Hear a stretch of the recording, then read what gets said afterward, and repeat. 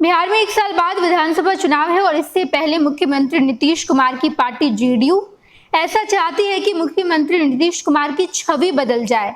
नीतीश कुमार की जो छवि है पलटीमार की, उस छवि को बदलने की पूरी कोशिश की जा रही है। कल प्रदेश कार्यकारिणी की बैठक का आयोजन किया गया, जहां पर 400 से भी अधिक जेडीयू नेता शामिल हुए।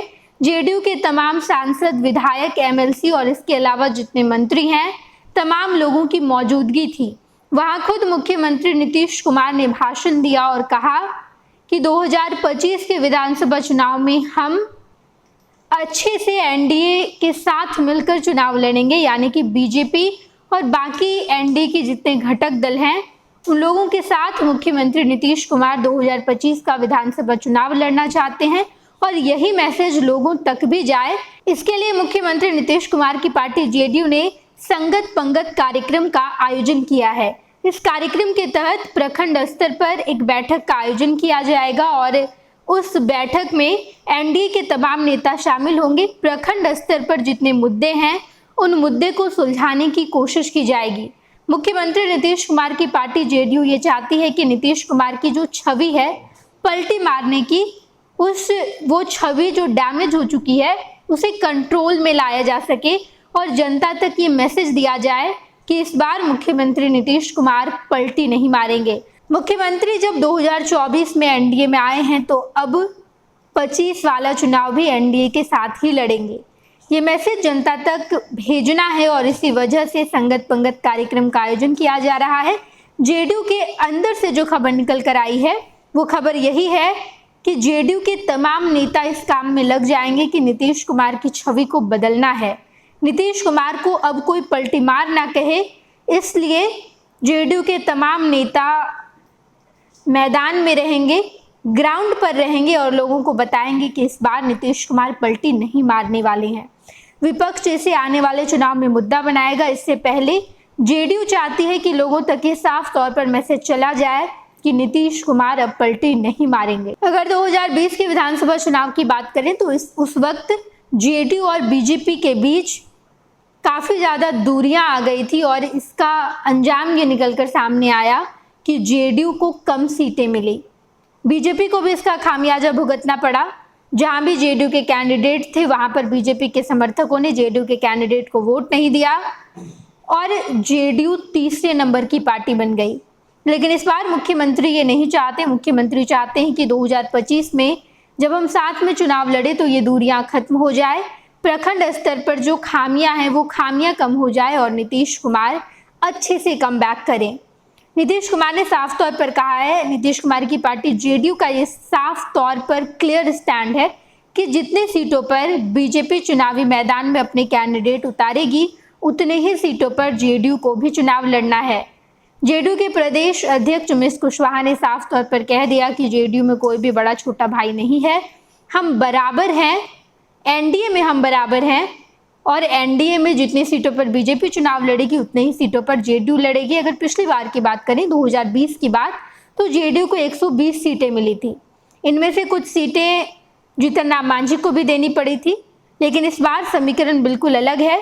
इस बार एनडीए में जीतन राम मांझी की पार्टी हम, चिराग पासवान की पार्टी लोजपा रामविलास, पशुपति पारस की भी पार्टी है राष्ट्रीय लोजपा, इसके अलावा उपेंद्र कुशवाहा की भी पार्टी है। ये 4 पार्टी जो है ये इन पार्टियों में भी सीटों का बंटवारा होना है। इसके अलावा जेडीयू और बीजेपी 2 बड़ी पार्टियां बराबर बराबर सीट लेगी। तो ऐसे में इस बार का चुनाव बेहद अहम होगा। उससे पहले सीटों का बंटवारा भी बेहद दिलचस्प होने वाला है, क्योंकि तमाम नेता ये कोशिश करेंगे कि मेरी पार्टी को ज़्यादा से ज़्यादा सीट मिले। चिराग पासवान तो अभी से प्रेशर बना रहे हैं। पशुपति पारस ने भी कह ही दिया है कि आपने 2024 के लोकसभा चुनाव में हमें प्रायोरिटी पर नहीं रखा, हमें 1 सीट भी नहीं मिली, लेकिन इस बार के विधानसभा चुनाव में आपको हमें प्रायोरिटी पर रखना होगा। हमें वो सीटें देनी होंगी जिस सीट की हम मांग कर रहे हैं, उतनी ही सीट देनी होगी जितनी सीट हमें चाहिए। नहीं तो इसका अंजाम ये होगा कि राष्ट्रीय लोजपा अलग थलग पड़ जाएगी, अकेले चुनाव लड़ेगी। चिराग पासवान ने भी यही कह रखा है।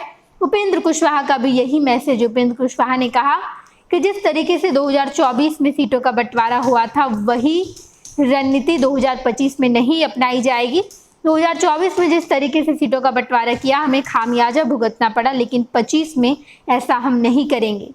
उपेंद्र कुशवाहा ने जनसंपर्क यात्रा की भी शुरुआत कर दी है और ये करके बीजेपी को बड़ा मैसेज दिया है कि अगर आप हमारे साथ नहीं देंगे तो हम एकला चलो वाली नीति पर जाएंगे, यानी कि अकेले चलेंगे। ये भी मैसेज उपेंद्र कुशवाहा ने दे रखा है। और बीजेपी इस वक्त कटघरे में खड़ी है, जहां पर बीजेपी को जेडीयू को भी बैलेंस करना है और बाकी तमाम घटक दलों को भी बैलेंस करके चलना है। नीतीश कुमार इस बार बीजेपी के रास्ते में रोड़े नहीं अटकाएंगे। नीतीश खुद चाहते हैं कि इस बार मजबूती के साथ चुनाव लड़ा जाए, डिमांड पर नहीं बल्कि कॉम्प्रोमाइज करके अच्छे से एकजुट हुआ जाए। और यही वजह है कि संगत पंगत कार्यक्रम के दौरान एनडीए के तमाम नेता एक दूसरे से बातचीत करेंगे, घुले मिलेंगे, नाश्ता होगी, एक दूसरे के साथ चाय पार्टी होगी, ताकि नेता एक दूसरे के साथ कंफर्टेबल हो और आसानी से आसान तरीके से जब ग्राउंड में जाएं तो एक साथ एनडीए के लिए जीत का बिगुल फूंक पाए। इस बार जो टारगेट रखा गया एनडीए के लिए वो 220 सीटों का है कि 220 सीटों पर तो हमें चुनाव जीतना ही जीतना है।